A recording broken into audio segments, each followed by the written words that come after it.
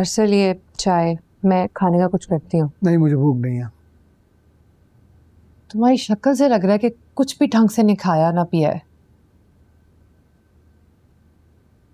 हमारी तो भूख, प्यास, सुकून, नींद, चैन सब कुछ बर्बाद हो चुका है।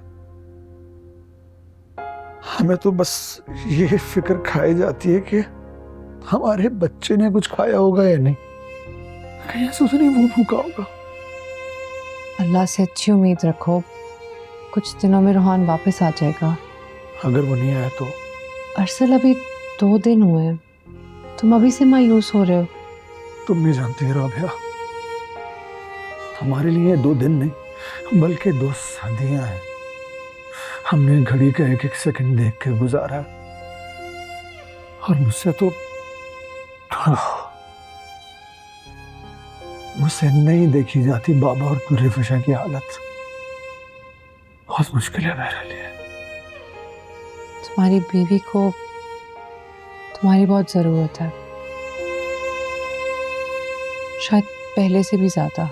हाँ हाँ, शायद उसके पास बैठता हूं तो गम कुछ कम महसूस होता है। देखो ना,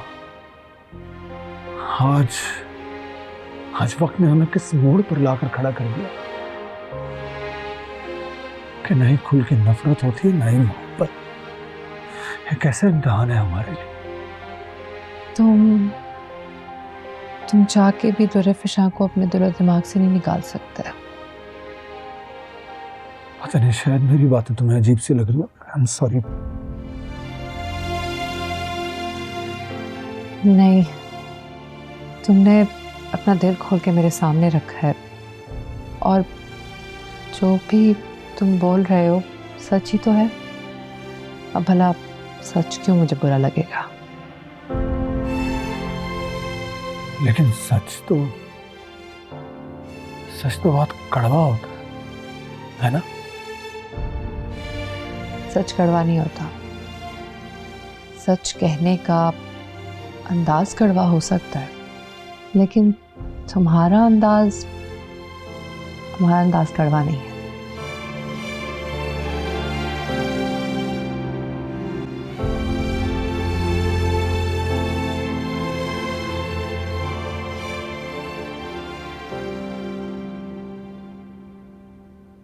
मैंने कहा है ना, जब उसकी कॉल आएगी तो मैं बता दूंगी।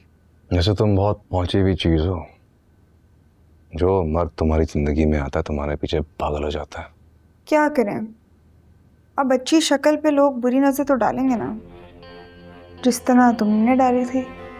पुरानी बातें छोड़ो, बस मुझे रोहान ला दो।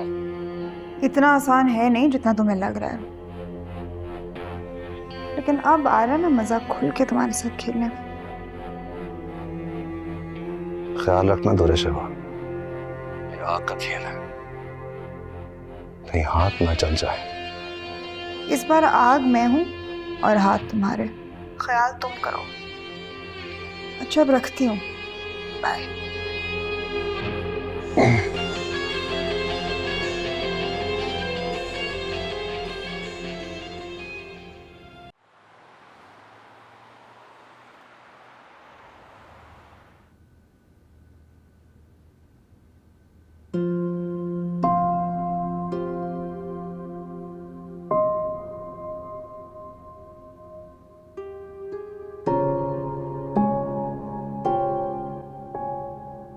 बाबा प्लीज,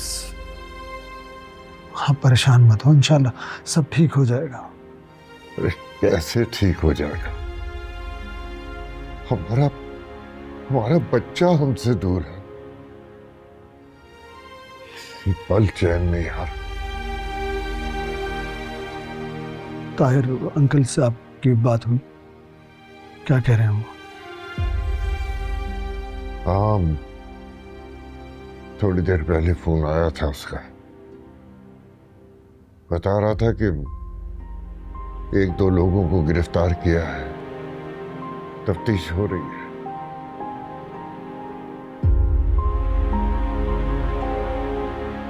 तफ्तीश की गाड़ी हमेशा शक के ईंधन पर ही चलती है।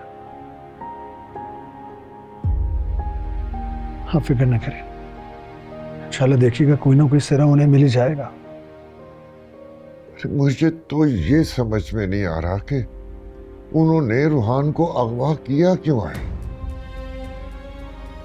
ना कोई पैसे मांगे हैं, ना कोई मुतालबा है। समझ नहीं आ रहा बाबा, अल्लाह को पता है कि क्या चल रहा है। हमें तो बस अपना रूहान चाहिए अपनी जिंदगी में।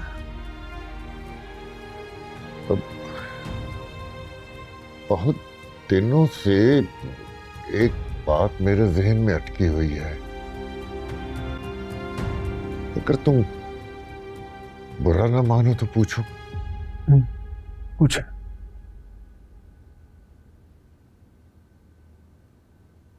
बहुत दिन पहले तुमने गुस्से में एक बात कही थी कि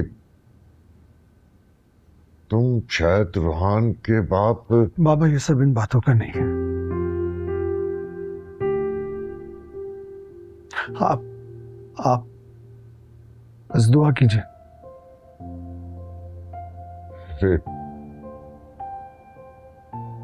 मेरी तो हर सांस के साथ उसके लिए दुआ निकल रही है।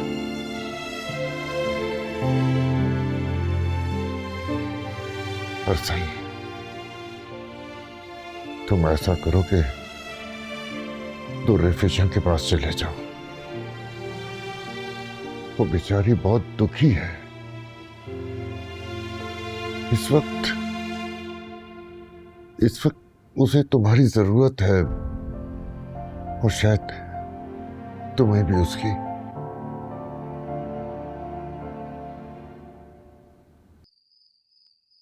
सलाम साहब, एक खबर आई है। बोलो। उस आदमी के पुराने साथी को पकड़ा है। उसने 2-3 ठिकानों का बताया है। हम वहाँ रेड करने जा रहे हैं। जब तक 100% ना पता चल जाए ना, वहां मत जाना। जी। मैं नहीं चाहता उसको हमारी आमद के बारे में पता चल जाए, समझे? और उस आदमी को हाथ ना लगाना, उसको मैं अपने हाथों से मारूंगा। गुड, जाओ। जी।